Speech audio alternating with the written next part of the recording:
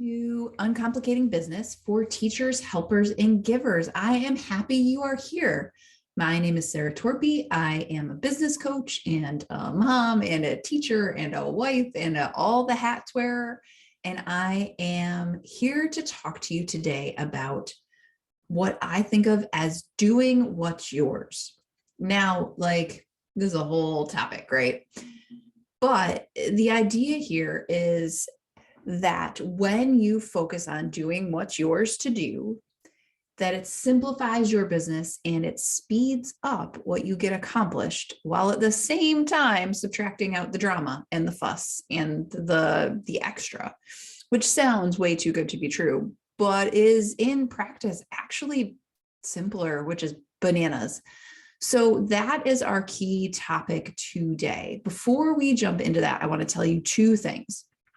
The first is I am 3 weeks into this round of group coaching, and it is so exciting to see even the growth that has happened so far. I had a client this week in group coaching. There's a group of 3, and this client was talking about one of the things she's struggling with. And she said, "Oh, guys, you know what? I'm so sorry I'm taking up too much time."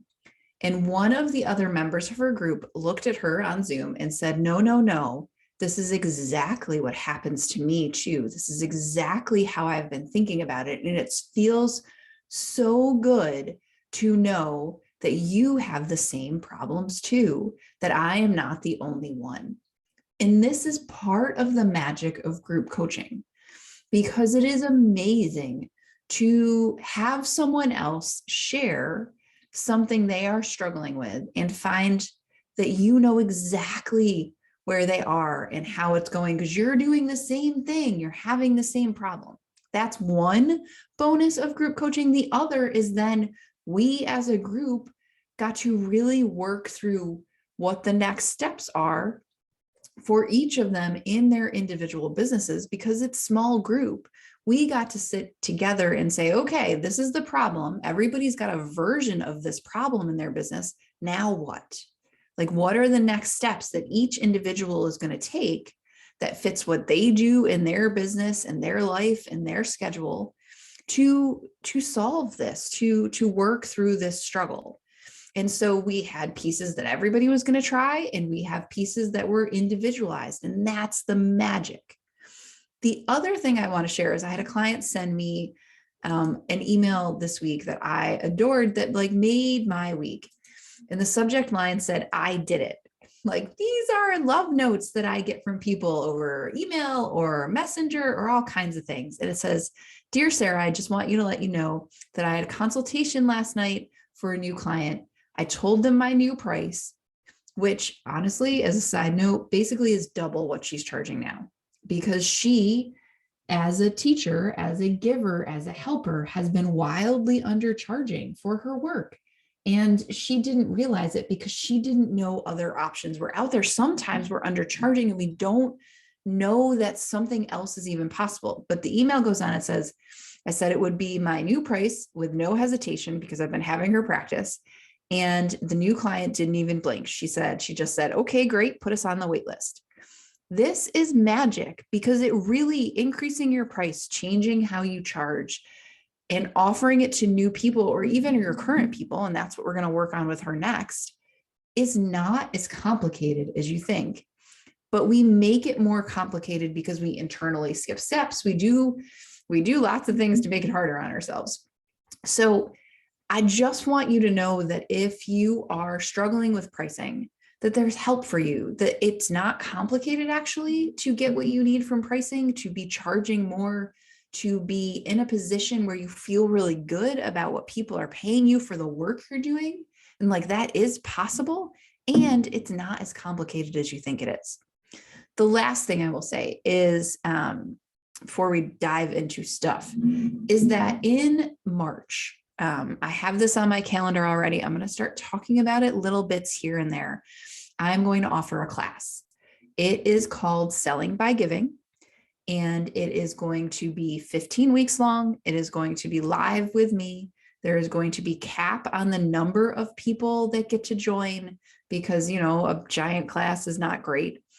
And it is going to be not just selling by giving and learning how to do that, but also implementing it. So I'm calling it Selling by Giving in the Selling by Giving Implementation Lab, because it's going to be learning new things and then using them. Like, we are going to actually change how we do this so that we can all the people that take the class will walk away being more effective at sales, but as givers, as teachers, as helpers, as people that want to do good in the world and love to give.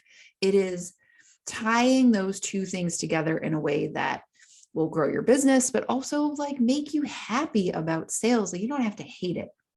And that is the goal. So that is coming in March. We're starting in March. So if it is something that you think is going to be interesting to you, kind of stick it in your pocket for now. And when in the new year, the signups come out, it's going to be $1,250. That is going to be the total. It's going to be bananas, and it'll only ever be that price once. I'm going to tell you right now, because it's going to be amazing. So let's talk about doing what's yours. So when I think about the things that have made my business simple, the things that have been the strongest part of simplifying my own work and really in looking at clients' businesses, one of the things that has been the most helpful is really to like ruthlessly focus on what is mine to do and let the rest go. What this means to me is, like, for example, if I am thinking about posting something on Facebook, what my job to do is to think like, okay, what do I want to say? What would be useful to people right now? It is my job to write that out, make sure like it's got, minimal spelling errors and it makes sense, and then to post it. It is not mine to try to figure out the algorithm. It is not mine to stress about what time of day, because Facebook likes things at some time versus a different. It is not mine to worry about how many people see it. I am just going to do what's mine. My job is to have the thing I want to share and then to share it, period. From there, I need to let it do its own thing. And I know that sounds overly simplistic, maybe, because you, I'm sure, have taken all the same classes and trainings and things that I have, all the same experts I do. And they're like, well, but there are better times to post, and you should have a cadence and the algorithm, and you should do this and your keywords and all of these things and the graphic and and here's the thing, like, can I do all that? Sure. But what I have found most effective for me is just to ruthlessly be like, what are the things that are mine to control? They are that I have the thought and I share the thought. And that is it. What I don't also introduce into this process is what are things that belong to other people, which are things like, what are they going to think of it?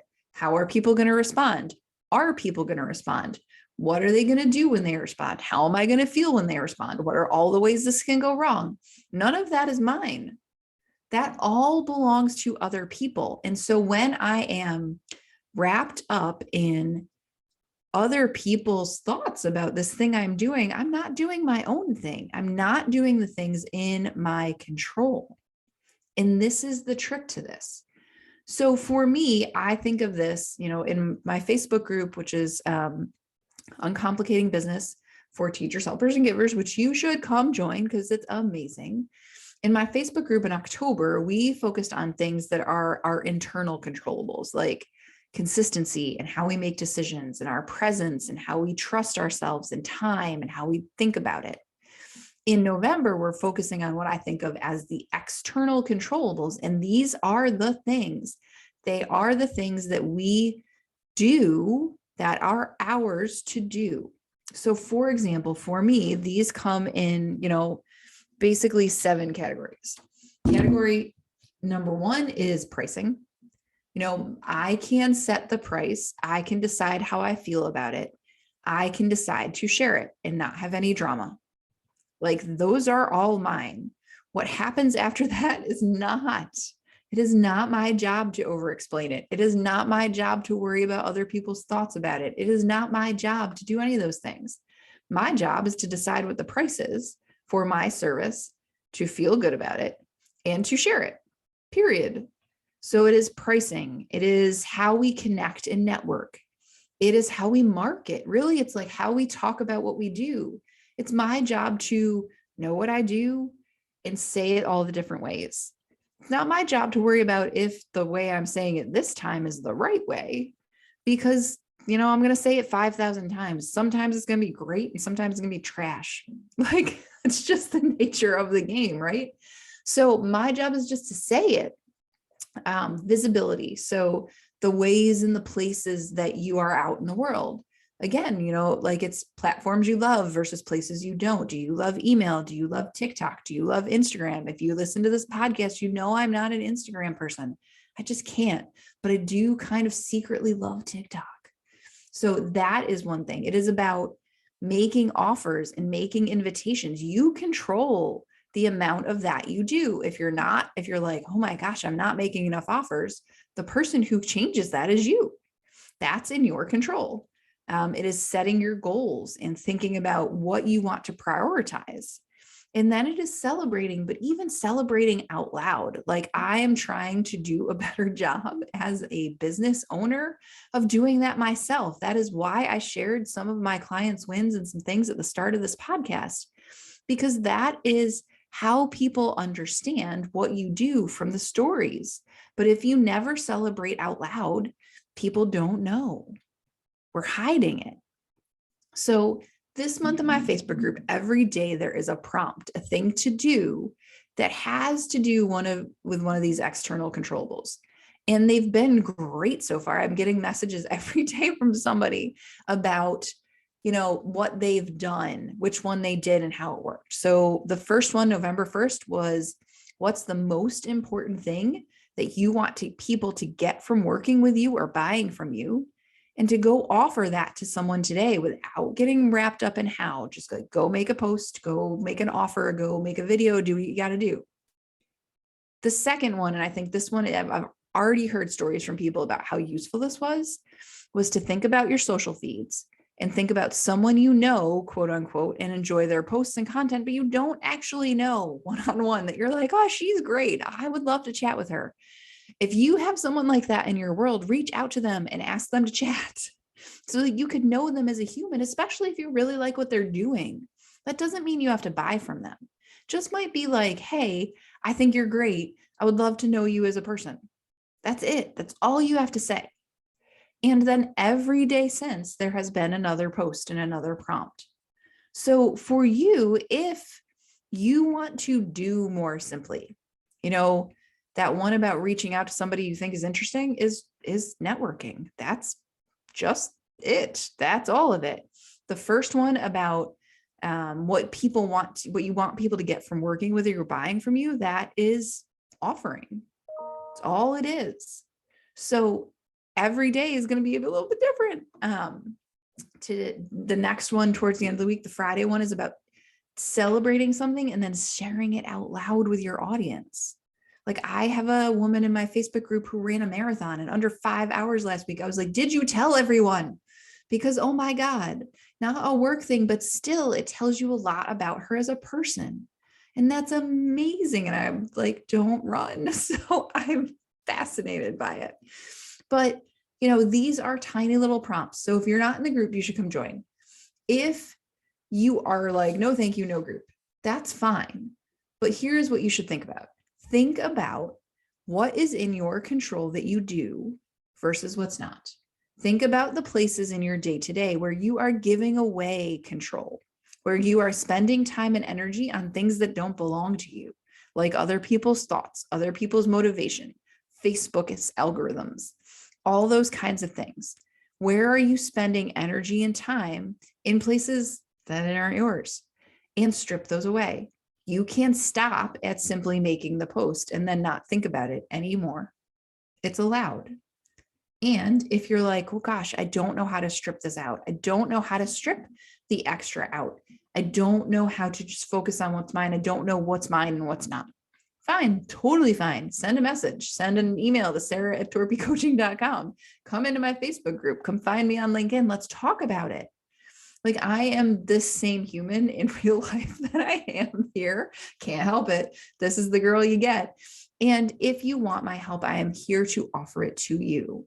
That is my invitation for you. Someone interviewed me for a different podcast yesterday, and she said, what do you do when you coach people? And I said, the way I've been thinking about it lately is I get to take people's capabilities and amplify them. I get to help you amplify what you're best at out in the world and serve more people with it. I am like the megaphone for the things you're best at. If you want that, come talk about it. I'm here for you. I really, at this point, only have 1 or 2 one-on-one spots left, and then that's it for a little while. So if you want one of those spots, come grab it. And really, focusing on what's in your control is the magic here. It is the secret sauce to less drama, less moving parts, less wasted time and energy, less a lot of things, and more progress. Focus on what belongs to you. Let the rest go. And if you have questions, if you have feedback, send them along. I'm happy to hear from you. I love the people part of this. And if you love this podcast and it is useful for you, rate it on Apple Podcasts or wherever you listen, give it a review. This is how other people find it, and we appreciate it. Thank you for being a part of this world, and I'll see you next week.